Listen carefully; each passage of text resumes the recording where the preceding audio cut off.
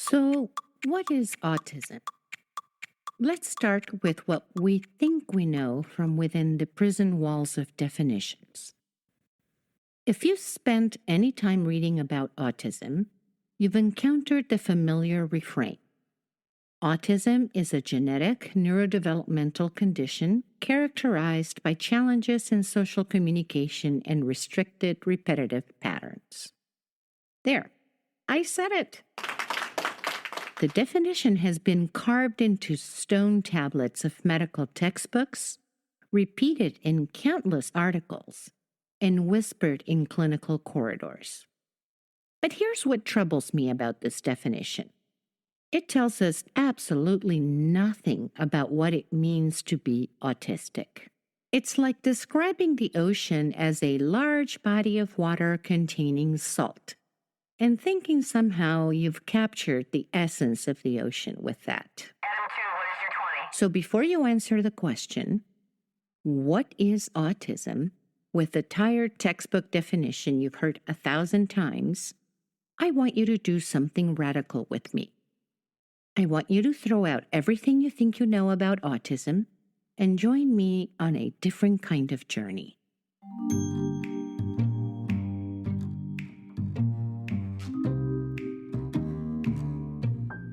Yes, autism is a genetic neurodevelopmental condition. It is that. But saying that's all autism is would be like saying the ocean is just H2O. Technically true, but completely insufficient. Because here's what I've discovered in my years of research, advocacy, and lived experience. Asking, what is autism, with only one lens, is like trying to understand a symphony by analyzing only the sheet music.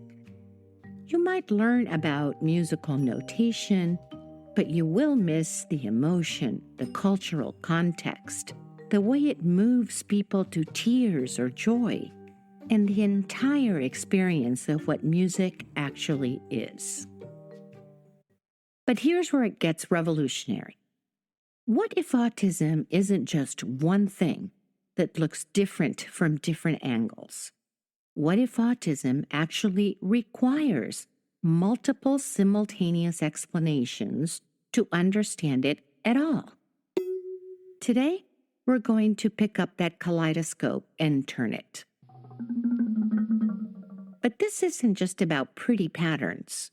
Each twist will reveal not just a different perspective, but a different type of truth about autism.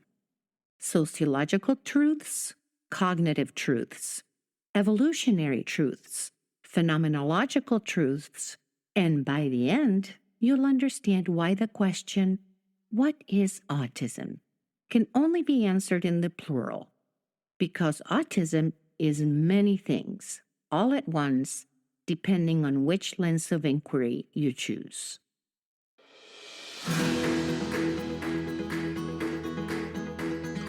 Welcome to NeuroRebel, the podcast where we challenge everything you thought you knew about neurodivergence and celebrate the beautiful complexity of different minds. I'm Anita, your host, retired law professor, Fulbright scholar, and late-diagnosed autistic adult who spent decades thinking she was broken before realizing the world's instruction manual was just incomplete. This is where we dismantle stereotypes, question the status quo, and explore what it really means to be neurodivergent in a world built for neurotypical brains.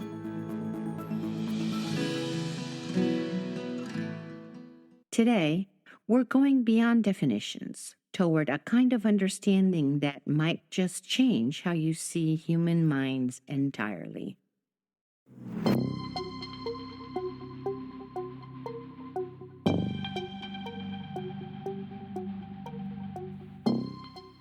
Let's start by putting on our first lens, what I call the attentional lens.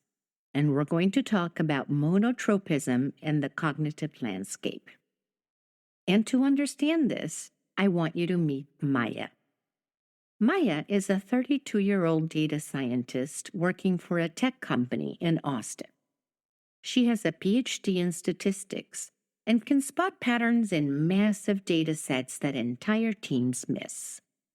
She's the person colleagues turn to when they need someone to find the needle in the haystack, the anomaly in the algorithm, or the signal hidden in the noise. But Maya's workday is a study in contradictions.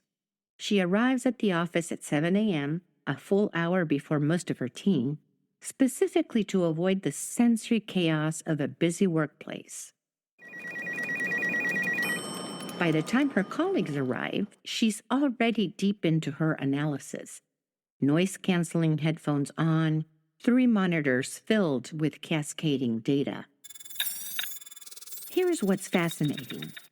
When Maya is in her element, that is, analyzing patterns, building models, diving deep into complex problems, she can work for 6, 7, 8 hours straight without a break. She loses track of time completely. Her manager has learned to set gentle reminders for her to eat lunch and take a break, because Maya's focus is so intense that hunger signals simply do not register. But interruptions? Those are devastating. When a colleague taps her shoulder to ask a quick question, it's not just a momentary distraction. Maya describes it as having someone yank the emergency brake while I'm driving 80 miles an hour. It can take her 20, even 30 minutes to get back to that deep level of focus. Maya discovered she was autistic at age 29. After years of wondering why she felt like she was playing a game where everyone else knew the rules except for her.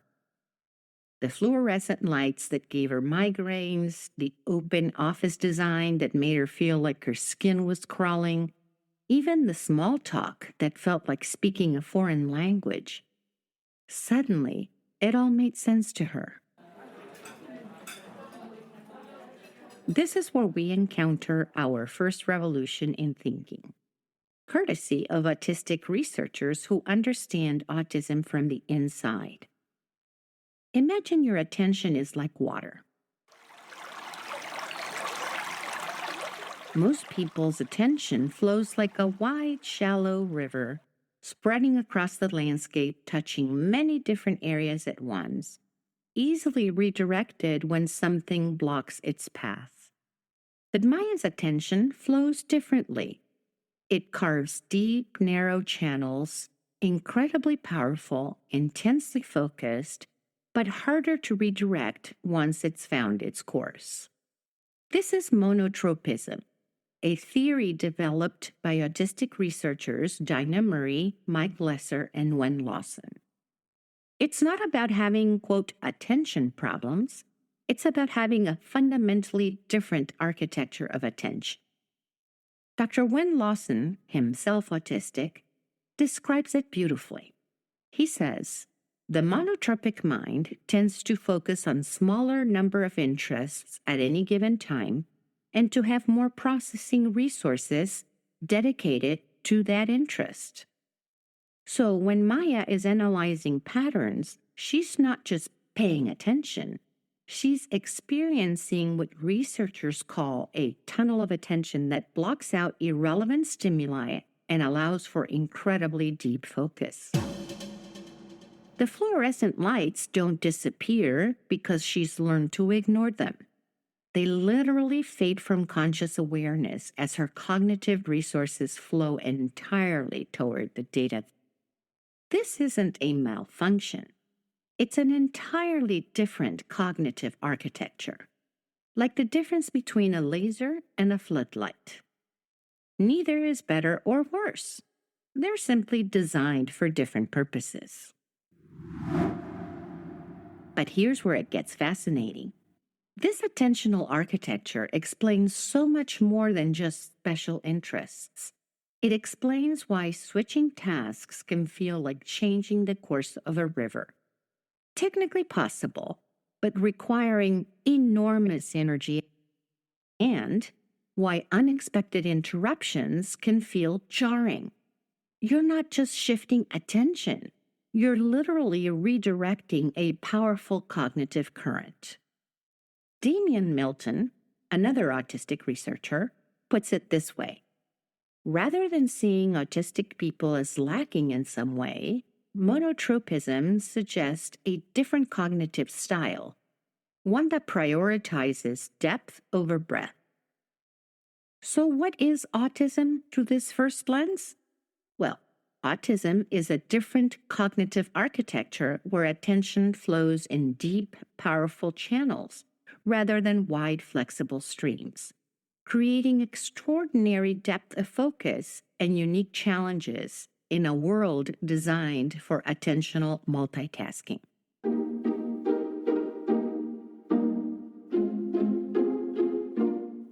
Now let's twist our kaleidoscope and look through what I call the communication ecosystem lens. Let's go beyond the empathy myth. This is where we encounter one of the most groundbreaking insights in autism research, one that completely reframes the tired old empathy deficit narrative. Here's a revolutionary idea. What if the problem isn't that autistic people can't communicate or empathize? What if the problem is that we've been studying communication as if it were a solo piano performance when really it's a duet? Enter the double empathy problem, theorized by autistic researcher Dr. Damian Milton. Imagine you have two computers, both sophisticated, both powerful, but running different operating systems. When they try to interface without proper translation software, data gets corrupted, messages get lost, and connections fail. For decades, when this happened between autistic and non-autistic people, we blamed the autistic computer. We said it had a communication disorder or an empathy deficit. But Milton asked a different question. He asked, what if both operating systems are working perfectly well? They just need better translation protocols. Milton's research reveals something extraordinary. When autistic people communicate with other autistic people, they show high levels of rapport, good information transfer, and social reciprocity. The so-called communication problem only emerges in cross-neurotype interactions. It's like discovering that Spanish speakers don't have a language disorder when they struggle to communicate with English speakers. They just need a translation, mutual effort, and respect for both linguistic systems. But here's the deeper insight. Empathy itself isn't one thing. It's an ecosystem. Cognitive empathy, which is the understanding of what someone might be thinking. Affective empathy, which is the feeling of what someone is feeling. Compassionate empathy, which is being moved to help others. And these are different rivers in the empathy landscape, and they flow differently in different minds. Research by Dr. Kirsten Gillespie Lynch shows that autistic people often have heightened emotional empathy. That is, they feel others' emotions intensely, sometimes overwhelmingly so. The difference isn't in caring, it's in the translation between different emotional languages. As autistic researcher Ari Neman observes, the question isn't whether autistic people have empathy. Rather, the question is whether non-autistic people have empathy for ways of being that differ from their own. So what is autism through this lens? Well, autism is one dialect in the diverse language of human social communication. A dialect that's been systematically misunderstood because we've been using monolingual dictionaries to interpret multilingual conversations.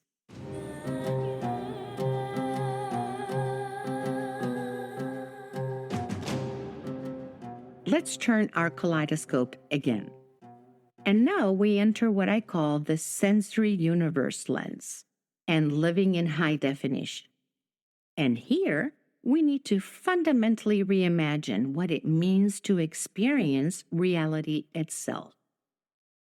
Close your eyes for a moment and imagine you're wearing a pair of those high-definition headphones that musicians use in recording studios. Suddenly, you can hear every breath between the notes, every tiny vibration of the guitar strings, every whisper of air in the background. The music isn't louder, it's infinitely more detailed.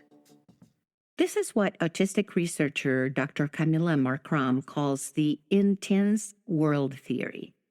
She proposes that autistic brains aren't broken sensors receiving too little information, but rather they're incredibly sensitive instruments receiving reality in ultra-high definition. Dr. Markram explains, what we are seeing is not a deficit, but rather an excess of neuronal processing. The autistic child may be withdrawing not because they don't care, but because they care too much. Think about it this way. If your nervous system is like having a satellite dish that picks up not just standard television, but also radio waves and cell phone signals and electromagnetic fields from every electronic device in a 3-block radius, well, that isn't a malfunction. It's just incredible sensitivity. And it can be overwhelming when the world isn't designed for your reception capabilities. This intersects beautifully with monotropism.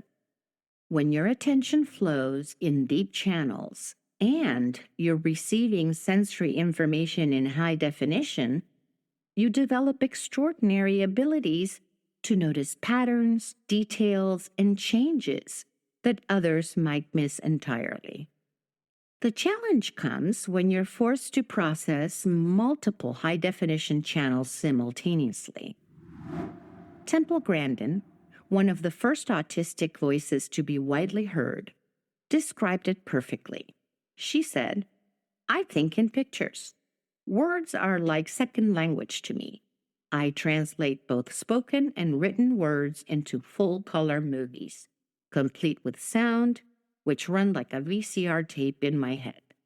But here's what's revolutionary about current research. Scientists are discovering that these sensory differences might actually be evolutionary advantages, not deficits. Dr. Michelle Dawson's research shows that autistic people consistently outperform non-autistic people on tests of pattern recognition and detailed analysis. So what is autism through this lens? Well, autism is a neurological configuration that processes reality in higher resolution, revealing details, patterns, and connections that standard definition processing might miss, but requiring different environmental accommodations to thrive.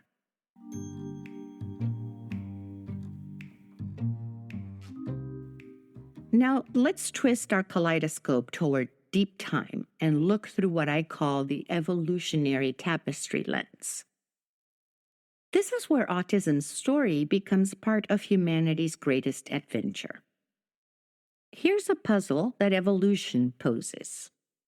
If autism were truly just a collection of deficits, then why do the genetic variants associated with it persist across cultures and millennia?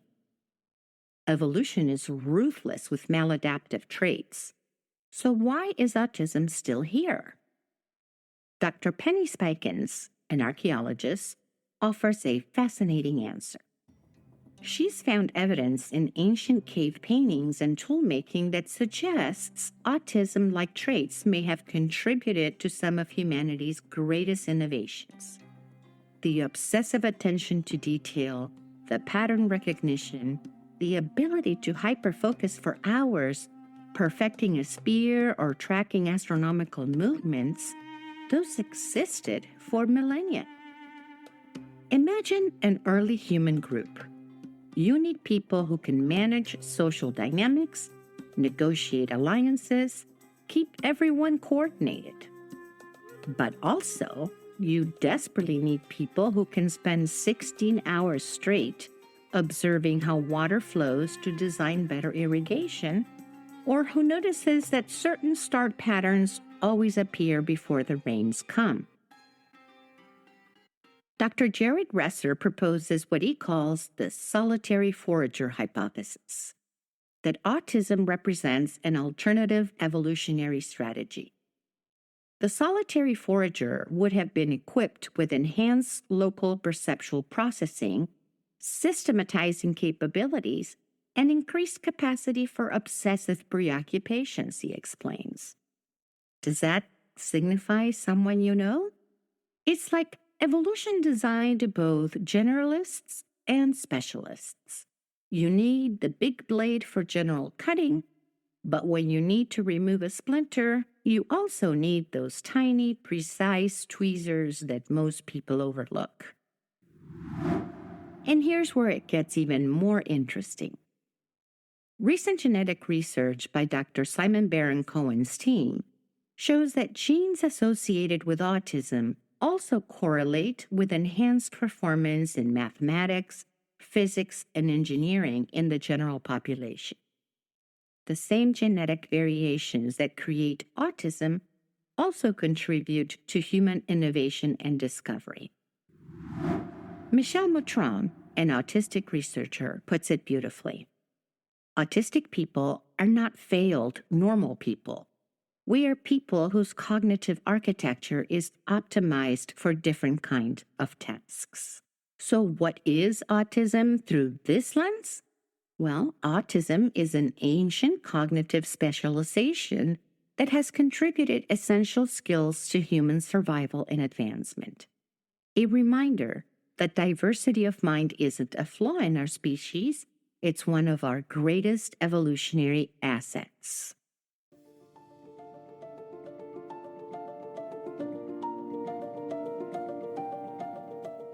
Let's turn our kaleidoscope one final time and look through what I call the identity constellation lens. Because ultimately, autism isn't something you study from the outside. It's something people live from the inside. When you ask autistic people, what is autism? You often hear something that sounds simple, but contains multitudes. Autism is me. You don't hear, autism is something I have, like you'd say about a cold or a broken leg. You also don't hear, autism is my challenge or my difference. Autism is woven into the fabric of identity itself. Dr. Dari Naman, founder of the Autistic Self-Advocacy Network, explains it this way. For many of us, autism is not something that can be separated from who we are.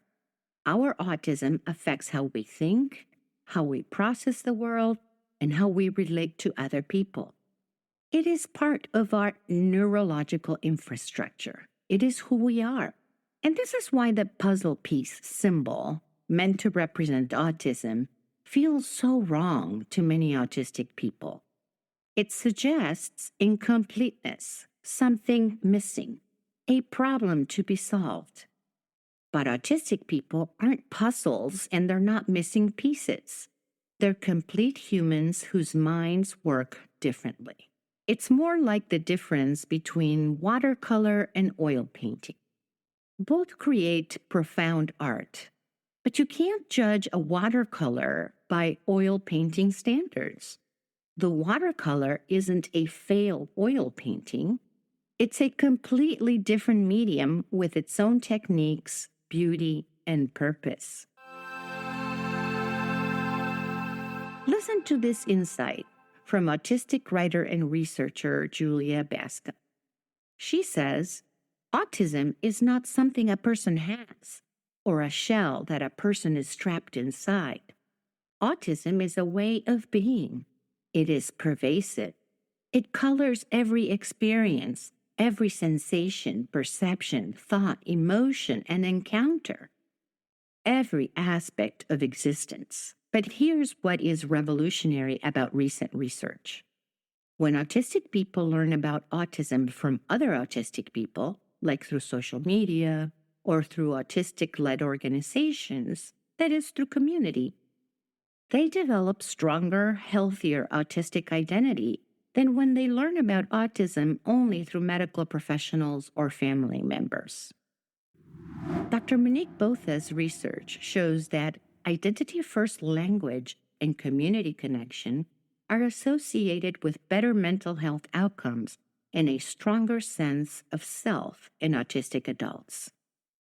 It's like the difference between learning about your culture from someone who lives it versus someone who studied it in a textbook.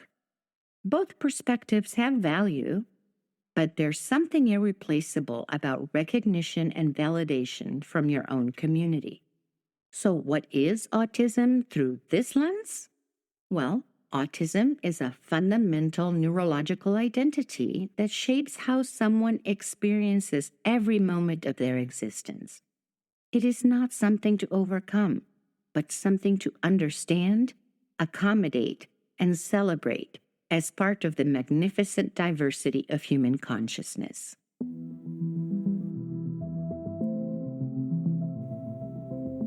So, what is autism then? It is a symphony of simultaneous truths. It is a different cognitive architecture where attention flows in powerful, focused channels. It is one dialect in the diverse ecosystem of human social communication.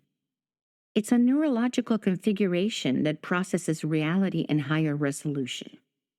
It's an evolutionary cognitive specialization that has contributed to human advancement. It's also a fundamental identity that shapes how someone experiences existence itself. It is all of these things simultaneously, not one or the other, but one and the other and the other. But here's the secret our Kaleidoscope reveals. Autism isn't one phenomenon that looks different from different angles. Autism is multiple types of phenomena: cognitive, social, sensory, evolutionary, experiential, that are all happening at the same time in the same person. And this is why every attempt to find the explanation for autism fails. Autism requires what philosophers call multiple realizability. It's real across multiple levels of analysis simultaneously. You need sociological explanations and cognitive explanations and phenomenological explanations and evolutionary explanations. As autistic researcher Dr. Damian Milton puts it, autism is not a single entity with a single cause, but rather a complex interplay of neurological differences, environmental factors, and social dynamics. And here's what I want you to walk away with today. The poverty isn't in autistic minds. It's in our impoverished ways of thinking about complex human realities. For too long, we've been trying to answer the question of what is autism, as if it were a simple, single-level phenomenon. But autism, like consciousness itself, like love, like creativity, exists simultaneously across multiple dimensions of reality. The beautiful truth is this: when we learn to think in multiple dimensions, we don't just understand autism better. We understand what it means to be human better. We realize that all human neurodiversity, the full spectrum of ways the minds can work, is far too rich and complex for any single explanation to capture. every human mind exists simultaneously as a biological system, a cognitive architecture, a social phenomenon, an evolutionary inheritance, and a lived experience. Autism just makes this complexity visible in ways that challenge us to think more sophisticatedly about minds in general. So the next time someone asks you, "What is autism?" I hope you'll remember our kaleidoscope. Turn it gently, let the multiple patterns emerge, and share the richness of what you see. Because autism isn't one thing with one story to tell. Autism is a symphony of simultaneous truths, and that's exactly how it should be.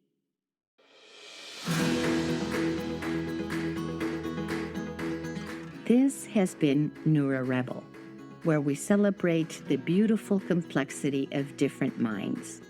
I'm Anita, your host, reminding you that the most profound questions don't have simple answers. They have richly layered ones that reward deeper investigation. Thank you so much for listening. If this episode resonated with you, help us reach others who might enjoy listening to it. Share it. Leave us a review on your favorite podcast platform. Follow us. Find us on social media at NeuroRebel Podcast. Do you have burning subjects you'd like us to cover in upcoming podcasts? Would you like to be a guest? Write to us on our website at neurorebelpodcast.com to continue this conversation. Until next time, keep questioning, keep learning, and keep expanding your kaleidoscope of understanding. Because in a universe this vast and beautiful, there's always another lens worth exploring.